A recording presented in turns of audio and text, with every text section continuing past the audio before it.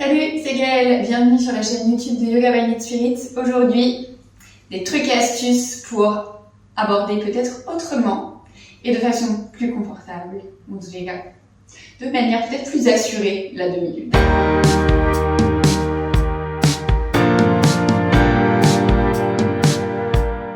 Donc la demi-lune, qu'est-ce que c'est? Juste pour qu'on soit bien d'accord, je te la montre là comme ça, bam! À quoi elle ressemble sans aucun support, sans rien, genre la posture dite, je mets des énormes guillemets, traditionnelle, et on va voir un petit peu tous les enjeux de cette posture pour mieux la comprendre et voir comment on peut la modifier pour peut-être petit à petit aller vers cette version sans aucun support, ou alors juste pour l'explorer autrement et voir ce qui travaille un peu dans cette posture.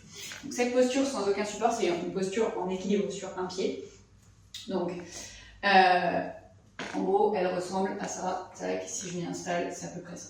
Ok, oula. Donc, posture d'équilibre, on disait, hein, voilà. Qu'est-ce qu'on peut constater dans cette posture? Équilibre sur un pied dit engagement des muscles au niveau des cuisses, des fessiers, pour pouvoir tenir sur une jambe, mais aussi évidemment engagement au niveau de la voûte plantaire, solidité dans les chevilles, solidité de la sangle abdominale pour pouvoir tenir sur le plan, sur le côté, où finalement j'ai assez peu de poids de corps dans ma main, je suis vraiment plus en équilibre sur mon pied. Et l'autre jambe, elle flotte en l'air, donc pareil pour la tenir, hein, qu'est-ce qui travaille? Les muscles sur le côté, puisque si on regarde bien, on peut faire la même chose sur le genou, mais hanche, elle regarde vers l'avant, donc ce sont les muscles là du côté qui vont me permettre de tenir cette jambe en l'air. Donc d'ailleurs, justement, comment est-ce qu'on peut déjà commencer à travailler la demi-lune sans être en équilibre sur un pied?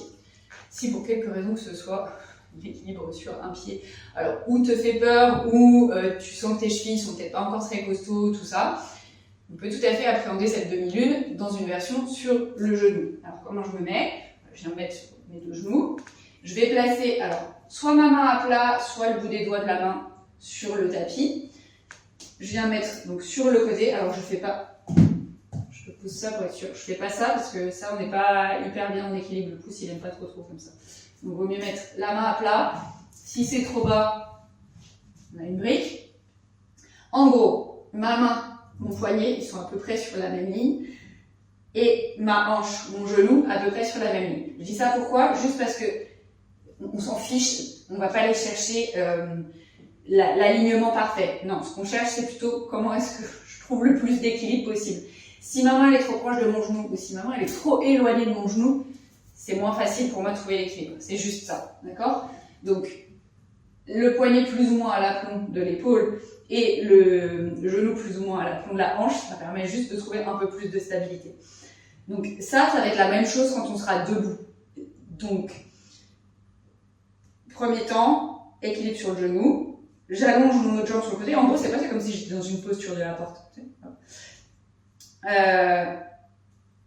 Le pied là, déjà dans un premier temps, juste pour éprouver la posture.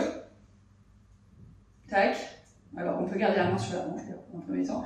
On peut se mettre sur le genou. Et déjà, ça donne un peu ça permet d'appréhender la position dans l'espace de cette posture. Parce que dès qu'on commence à être en équilibre, ça fait beaucoup de choses à réfléchir, alors que là, normalement, je suis stable. J'ai mon pied au sol, mon genou au sol, ma main au sol. Normalement, je suis stable. Donc déjà, quand je suis là, je comprends un peu comment je m'installe dans cette posture. Et je vois, si je mets la main sur mon ventre, mes abdos, ils sont engagés. Hein, la posture, elle tient pas toute seule.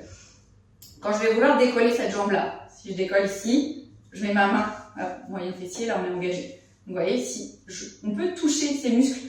Normalement, on n'a pas trop de déséquilibre, donc ça permet quand même de toucher des trucs et de voir ce qui se passe. Ok? Donc, ça peut être une demi-lune. Et éventuellement, du coup, si on veut challenger l'équilibre, un peu comme quand on est sur un pied, on peut tendre le bras vers le plafond. Si on veut challenger aussi l'équilibre, là, je vais enlever ma brique, je vais venir sur les bouts de mes doigts. Donc, je vais remettre ma main ici parce que quand je vous parle, je suis pas toujours très stable. Et on peut justement commencer à venir peut-être sur un peu plus le bout des doigts. Et vous voyez, là, on joue avec l'équilibre. Et déjà, vous devez sentir que ça bosse dans les deux jambes. Celle qui est au sol, mais celle qui est en l'air aussi. Donc déjà, si on ne se sent pas à l'aise directement en demi-lune sur le pied, premier première étape, j'ai envie de dire, sachant qu'il n'y a pas de gradation dans le truc, mais en tous les cas, pour appréhender autrement et déjà éliminer potentiellement la peur de tomber quand on est en équilibre sur un pied, on peut pratiquer la demi-lune version mini demi-lune sur le genou. Alors évidemment, on fait ça de chaque côté. Le pied à l'arrière, tiens d'ailleurs j'en ai pas parlé. Quand on est sur son genou, les orteils ils peuvent être crochetés ou on peut être sur le coup de pied, hein. Ça dépend vraiment. On peut être aussi sur le poing, si jamais les poignets sont pas très d'accord. Sur le poing ça marche aussi. Et donc pareil, tac, ici. On peut un peu aller explorer tout ça et voir ce qui se passe. Et c'est là déjà normalement qu'on sent que quand on explore la posture et qu'on y passe un peu de temps, bah, elle n'est pas moins valable que celle sur un pied. Normalement, les muscles s'engagent et ça bosse à peu près pareil. Ok ? Donc maintenant, on va venir posture sur un pied. Je vous disais tout à l'heure, pour trouver son équilibre, ce qui est intéressant, c'est d'avoir la main ou le poignet qui soit plus ou moins à l'aplomb de son épaule. Et là, on était sur le genou à l'aplomb de la hanche. Là, ça va être le pied du coup. Ce qu'on va chercher aussi, c'est potentiellement à rallonger le bras pour se pencher moins vers l'avant en utilisant une brique. Ma brique, pareil, je ne vais pas la placer juste devant mon pied parce que si je veux avoir en gros entre ma main et mon pied, enfin entre le bas de mon poignet et ma cheville, j'ai à peu près la distance de mon buste. En gros, c'est ça. Encore une fois, il n'y a pas de posture parfaite. On cherche son équilibre, mais c'est juste que si on a la main trop vers le pied ou trop éloignée, on ajoute de l'instabilité, ce qui n'est pas mauvais. Mais déjà là, on va essayer d'être stable dans sa demi-lune. On jouera après à éloigner éventuellement ou à la rapprocher la main. Donc, cette posture, je la pars sur le côté, un peu comme si j'allais aller dans... Je sais pas, si je partais de mon guerrier 2 finalement, puisque j'ai mes hanches qui sont dans le plan, celui-là. Contrairement au guerrier 3, où mes hanches elles regardent le sol, là mes hanches elles regardent sur le côté. Donc, pour ça, je dépose ma brique suffisamment loin. Ma brique elle a 3 hauteurs, je vois ce qui marche. Je viens déposer ma main sur la brique. Mon pied est bien ancré au sol. L'autre pied pour l'instant je le garde au sol et je mets ma main sur ma hanche. Là qu'est-ce qui se passe? J'ai mes hanches, elles sont un peu tournées vers le sol. Bah, normal parce que en fait, physiquement je ne peux pas avoir mes hanches qui soient complètement sur le côté. Et c'est ok. Donc premier temps, je vais déjà venir sur ma pointe de pied derrière et petit à petit, je viens soulever mon pied. Alors là, vous voyez, mes hanches, encore une fois, elles regardent vers le sol. Et c'est ok, je suis en préparation du truc. Je teste mon équilibre. Tac, sur le côté. Et petit à petit, quand je me sens un peu plus stable, je vais commencer, du coup, à ouvrir mon buste sur le côté. Donc pareil, mon épaule qui est au-dessus, elle va commencer petit à petit à venir, je me remets avec le pied au sol pour vous montrer, mais elle va venir petit à petit monter presque au-dessus de l'autre épaule, et petit à petit, ma hanche donc droite, celle-là, elle va venir plus ou moins au-dessus de ma hanche gauche. Donc, j'y vais tranquille, je décolle mon pied. Alors, le pied peut être flex ou pointé, vous voyez ce qui marche pour vous. Et, en fait, si je garde ma main sur ma hanche, je vais pouvoir peut-être sentir que petit à petit, je peux monter la hanche droite au-dessus de la hanche gauche. Éventuellement, on peut flexer le pied. Et si je mets ma main sur mon épaule, peut-être je peux sentir que, hop, je peux amener mon épaule un peu plus au-dessus. Je peux rester là. Éventuellement, je peux monter mon bras vers le plafond. Après les jeux de regard, plus j'ai le regard vers le sol, plus je suis stable. Plus j'essaye d'emmener mon regard sur le côté, voire vers ma main, moins je suis stable. Je ne sais pas si vous voyez mon pied en bas, mais ça gigote à mort et je finis par tomber. Ok ? Donc en fait, il y a beaucoup de moyens de rendre la posture de plus en plus instable. Ça dépend de vous. C'est à vous de voir comment vous voulez jouer avec la posture. Mais l'idée, c'est j'utilise un maximum de prise au sol et petit à petit, je mets de moins en moins de prise au sol pour voir comment je peux jouer. Donc pareil, après, une fois qu'on est à l'aise avec la brique, alors où on peut la descendre d'un niveau et du coup, on se penche un peu plus bas ou carrément, on l'enlève et un peu comme ce que je vous proposais de faire au sol tout à l'heure, on peut venir sur le tout petit bout des doigts, voire décoller la main. Et là, je suis plus en équilibre que sur un seul pied. Ok ? Si vous voulez voir aussi à quoi ressemble votre demi-lune, la petite astuce qui marche bien, c'est de faire exactement ce que moi je suis en train de faire. C'est de vous filmer.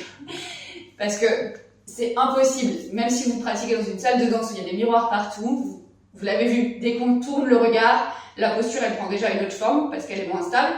Et en fait, du coup, on n'a pas l'image de ce qu'on était en train de faire juste avant. Donc le plus simple, c'est de vous filmer, ça vous permet de voir où vous en êtes. de voir à quoi ressemble votre posture, de voir si elle ressemble bien à ce que vous aviez dans la tête, parce que parfois ce qu'on a dans la tête, c'est pas du tout la même chose que ce qui se passe dans la réalité. Et petit à petit, en travaillant avec ces vidéos, vous allez pouvoir voir votre posture qui peut-être change au fil du temps quand vous vous entraînez à vous challenger avec des changements d'utilisation de support, le fait de mettre plus ou moins de prise de corps au sol, de jouer aussi peut-être après avec le regard et ainsi de suite. Voilà. Du coup, j'espère que tous ces petits trucs et astuces disséminés un petit peu partout vous auront été utiles. Si c'est le cas, surtout comme toujours, n'hésitez pas à lâcher un pouce en l'air. Racontez-moi un petit peu d'ailleurs dans les commentaires, est-ce que la demi-lune c'est une posture que vous aimez bien ou alors que vraiment pas du tout. En tous les cas, si ça vous a plu et que vous vous dites que ce serait bien de voir un peu plus de choses par ici, bien écoutez, abonnez-vous à la chaîne, il y a une nouvelle vidéo tous les lundis à 18 h. Et les 90% du temps, ce sont plutôt des cours que des trucs et astuces. Voilà, et bien écoutez, merci d'avoir suivi cette vidéo jusqu'au bout. Moi je vous fais plein de bisous et je vous dis à la semaine prochaine pour un nouveau cours.